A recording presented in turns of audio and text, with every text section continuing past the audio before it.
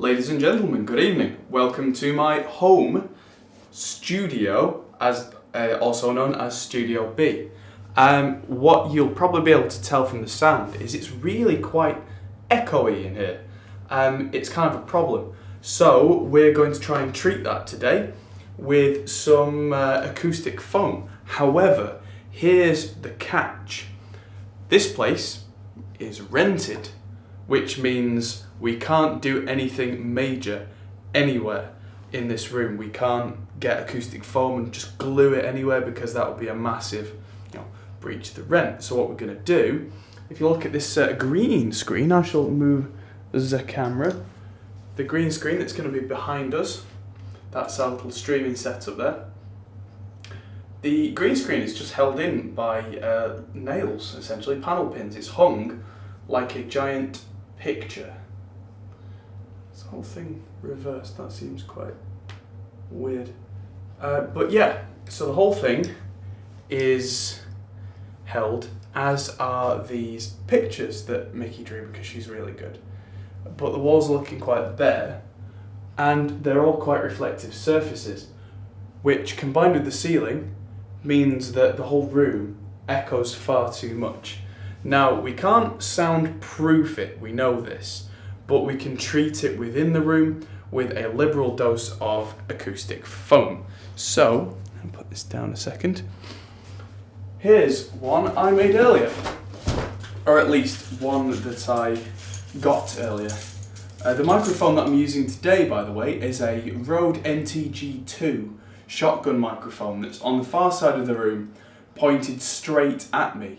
So it shouldn't get too much reverb, and yet it still does. So, on we go.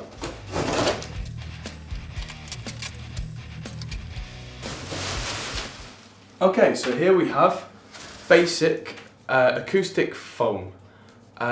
This stuff, where I get it from in the north of England, is £40 for a box of 30. I've seen it a lot more expensive, and I've seen a lot more refined, sophisticated versions of this. We're not using this to necessarily diffuse the sound, we're using it really to deaden the sound, because for the live streaming stuff, we need it to be as non-reflective in here as possible. Now, the issue is that this doesn't just go on the walls because it'll fall off. If we try and put a nail on the wall and hook this on it, that's a really kind of risky situation, and that's going to rip, that's going to tear, that's going to fall off. So what we're going to do is use a few magic ingredients. So we've got the acoustic foam. The next trick is I have a stack of DVDs here. CDs also work.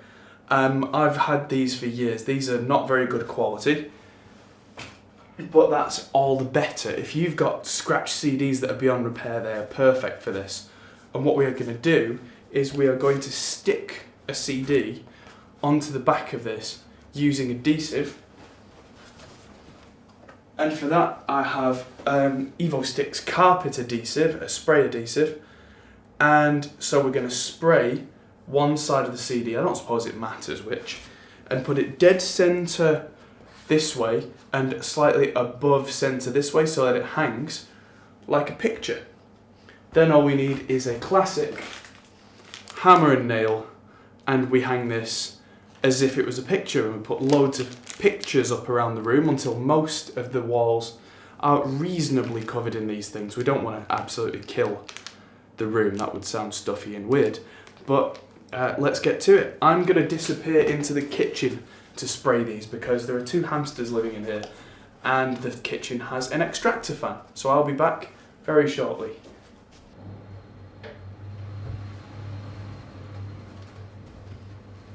Okay, so there we have one CD stuck on the back of here. The other reason I'm using CDs, DVDs, is that because I've been a studio engineer for years, I have hundreds of these lying around now. Nobody uses them anymore. They're all on Spotify, iTunes, whatever. Most people want emailing files, so I've got stacks of these that I may as well just use for this kind of thing. Now, I'm going to let that dry. And while that's drying, I'm going to put one of these up above the fire. That reminds me, I mean, we never use the fire in here, but get acoustic foam tiles from a reputable maker that are completely fire retardant. The last thing you want is to use material for these that can cause some sort of fire. Like, someone was asking me if cotton was particularly sound absorbent, and the answer is yes, it is. Don't use it, because if you do, it can catch fire. Your entire building goes up in flames and you've got nobody to blame but yourself, and the insurers won't cover it because you put something flammable on the walls. So don't do that. Now let's line 2 of these up.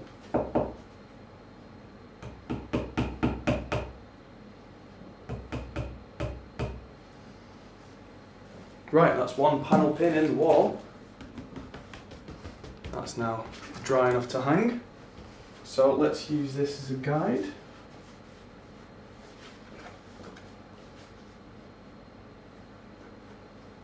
Oh, what?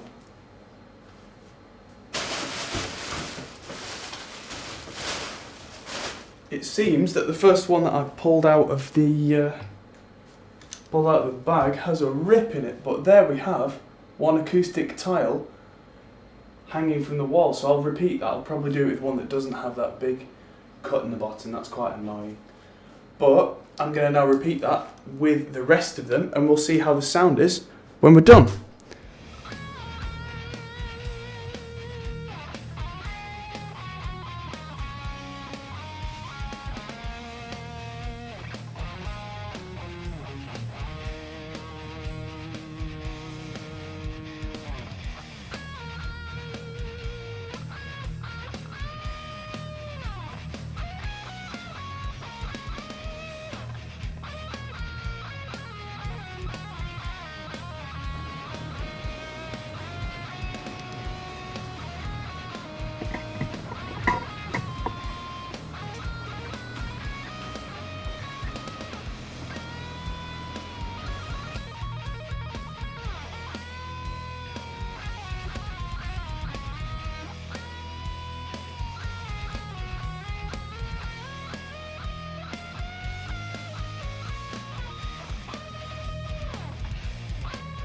Time to put a few on the back of this door, and then I think that is as many as we can reasonably do.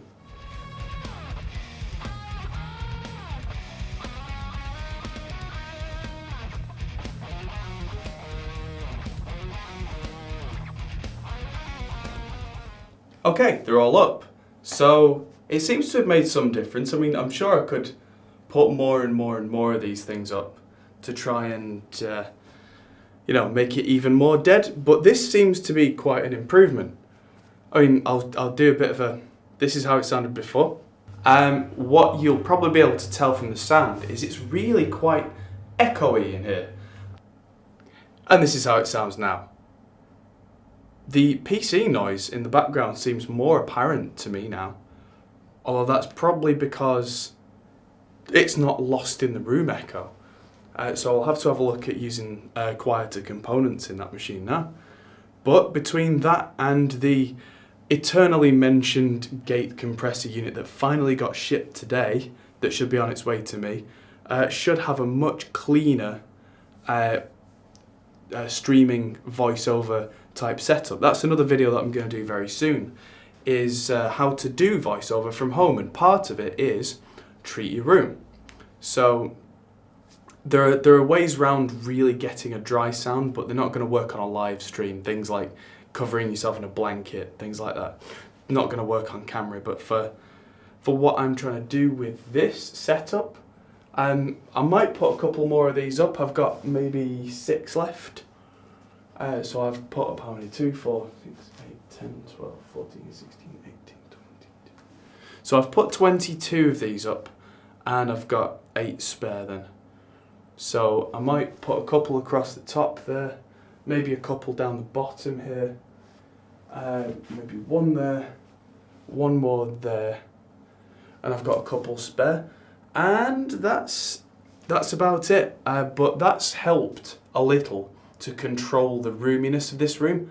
I can still hear that I'm in a small room, but it doesn't seem, even to my ears, as boxy. And I'm stood at roughly the same distance from the microphone as I was before. If I was going to do a stream, I would probably be this close away from the microphone, because it would be just above the stream. And you can probably hear from that, once I level the volume out, that that's significantly cleaner and clearer than it has been.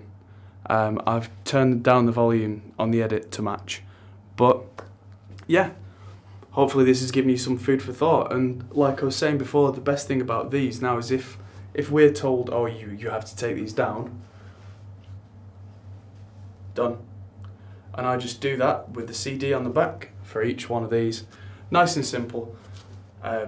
So stick around for the live streams that I'm going to be doing. And thanks for watching. We'll see you in the studio for some proper videos, for some properly produced content. And I'll see you in the next video. See you later. Thanks for watching, guys. If you enjoyed this, feel free to check out our other videos, as you can find here, or check out our Facebook and Twitter, or our Patreon page, which helps us to make more videos like this. Thanks for watching, and we'll see you in the next video.